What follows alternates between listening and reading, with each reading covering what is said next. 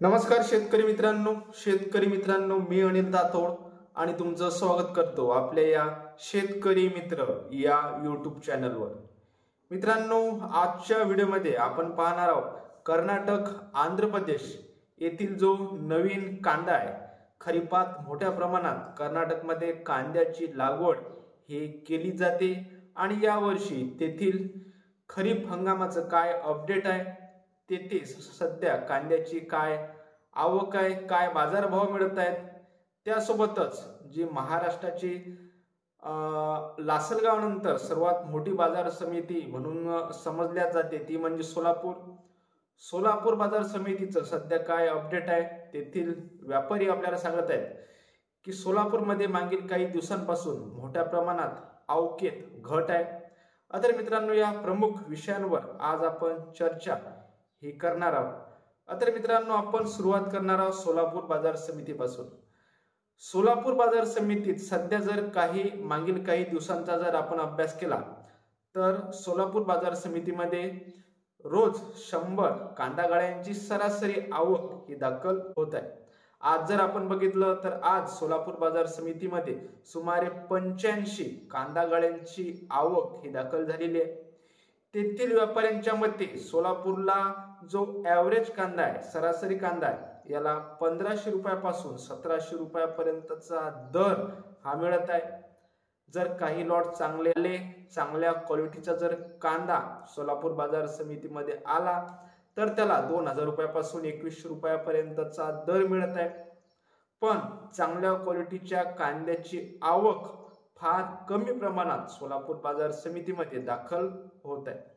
मित्रांनो, सोलापूर बाजार समितीचे वैशिष्ट्य आणि मी आज तुम्हाला सोलापूर बाजार समितीच्या विषयी माहिती सांगण्याचं कारण म्हणजे सोलापूर बाजार समितीमधूनच मोठ्या प्रमाणात कांदा हा कर्नाटक असेल, आंध्र प्रदेश असेल आणि चेन्नईला मोठ्या प्रमाणात जात असतो।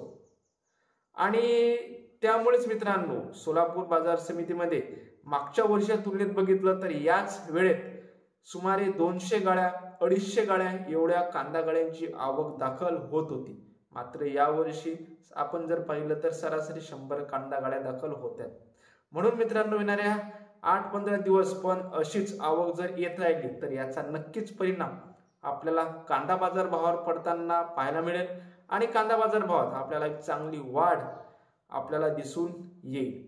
आणि ही वाढ फक्त सोलापूर बाजार समितीमध्येच येणार आहे, तर ही वाढ आपल्याला कर्नाटकमध्ये, आंध्र प्रदेशमध्ये पण दिसून येईल आणि तेथे मित्रांनो महाराष्ट्राच्या कांद्याला एक चांगली मागणी आपल्याला दिसून येऊ शकते। मित्रांनो, सध्या कर्नाटकमध्ये 20% कांदा हा कर्नाटक राज्याचा तेथील स्थानिक बाजार समित्यांमध्ये येत आहे, तर 80% कांद्याची जी कर्नाटकची मागणी आहे, आंध्र प्रदेशची मागणी आहे, ही महाराष्ट्रातून पूर्ण होताना आपल्याला दिसत आहे। आणि महाराष्ट्राच्या कांद्याला तेथील स्थानिक कांद्याच्या तुलनेत 300 ते 400 रुपयांनी जास्त कांदा दर हा सध्या मिळत आहे। मित्रांनो बघा, आपण जर खरीप हंगामात पाहिलं तर खरीप हंगामात संपूर्ण देशभराचा जर आपण एक हिशोब केला तर सर्वाधिक उत्पादन हे कर्नाटक या राज्यात होते। मित्रांनो, आपण जर मागच्या वर्षीची आकडेवारी समजून घेतली तर मागच्या वर्षी संपूर्ण देशामध्ये सुमारे अंदाजे 3,61,000 हेक्टरवर कांद्याची लागवड ही खरीप हंगामात झाली आणि या 3,61,000 हेक्टर पैकी सुमारे 1.5 लाख हेक्टर क्षेत्र एकट्या कर्नाटकात होतं। म्हणजे मित्रांनो, सुमारे 30 ते 35% कांद्याची लागवड ही एकट्या कर्नाटकमध्ये झाली। त्यामुळेच मित्रांनो, आता या वर्षी कर्नाटकात कांद्याची कशाप्रमाणे लागवड ही होते। कर्नाटकात कांद्याची खरीप हंगामाची लागवड ही आता मागच्या मित्रांनो या जून पासून सुरू झालेली आहे। मात्र त्याची अजून एक्झॅक्ट आकडेवारी ही आली नाहीये आणि त्याची आकडेवारी ही मित्रांनो येणाऱ्या 5 ते 6 दिवसात येण्याची शक्यता ही आहे।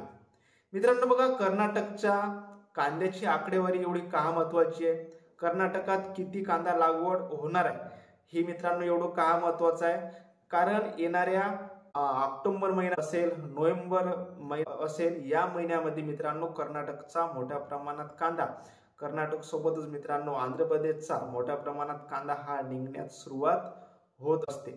आणि आपले महाराष्ट्रातील बरेचसे असे कांदा उत्पादक शेतकरी आहेत जे आपल्या उन्हाळ कांद्याची साठवणूक करून ठेवतात आणि नोव्हेंबर मध्ये ऑक्टोबर मध्ये चांगला दर हा या कांदा उत्पादक शेतकऱ्यांना मिळण्याची अपेक्षा असते।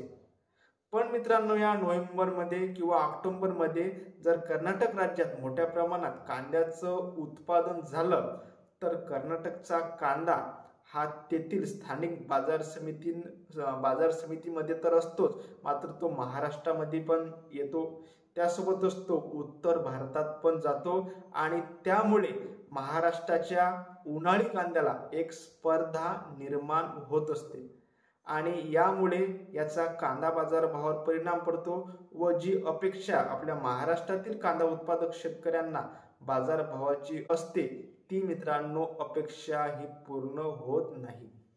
मित्रांनो मागच्या वर्षीला पण असंच झालं। सप्टेंबर महिन्यात ऑक्टोबर मध्ये आपल्याला एक चांगले दर पाहायला मिळाले, पण त्यानंतर दिवाळी नंतर मित्रांनो थोडेसे कांदा बाजार भाव आपल्याला पडताना दिसून आले आणि याचं कारण होतं ते म्हणजे कर्नाटकाचा आणि आंध्र प्रदेशचा मोठ्या प्रमाणात कांदा हा बाजार समित्यांमध्ये दाखल होत होता। मित्रांनो मागच्या वर्षी कर्नाटकामध्ये सरासरीपेक्षा 27% अधिक कांदा लागवड ही झाली होती आणि त्यामुळे त्याचा कांदा बाजार भावावर परिणाम पडला।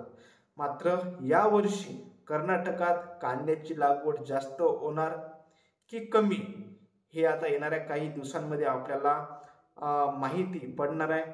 आणि जर मित्रांनो कर्नाटकात कांद्याची लागवड सरासरी एवढीच झाली किंवा सरासरीपेक्षा कमी झाली तर येणाऱ्या सप्टेंबर महिन्यात, ऑक्टोबर महिन्यात, नोव्हेंबर महिन्यात जो सध्या आपल्या महाराष्ट्रातील कांदा उत्पादक शेतकऱ्यांकडे जो उन्हाळ कांदा साठवणूक करून ठेवलेला आहे त्या कांद्याला एक चांगली बाजारभाव मिळण्याची शक्यता आहे आणि त्या शेतकऱ्यांकडे एक चांगली संधी ही असणार आहे। मात्र हे सर्व कर्नाटकच्या आता नवीन कांदा हा तेथे मित्रांनो किती लागवड त्याची होणार आहे हंगामात याच्यावर सर्व हे केंद्रित हे असणार आहे। मित्रांनो याविषयी तुम्हाला काय वाटते हे आपल्याला कमेंट करून नक्की कळवा। व्हिडिओ आवडल्यास व्हिडिओला लाईक करा, शेअर करा आणि मित्रांनो आपला हा व्हिडिओ आपल्या अधिकाधिक कांदा उत्पादक शेतकऱ्यांबरोबर आणि त्यासोबतच आपल्या व्हॉट्सअप ग्रुपमध्ये मित्रांनो नक्की शेअर करा। आणि मित्रांनो अशाच कांद्यासंबंधी उपयोगी माहितीसाठी आपल्या चॅनलला सबस्क्राइब करायचे विसरू नका। धन्यवाद।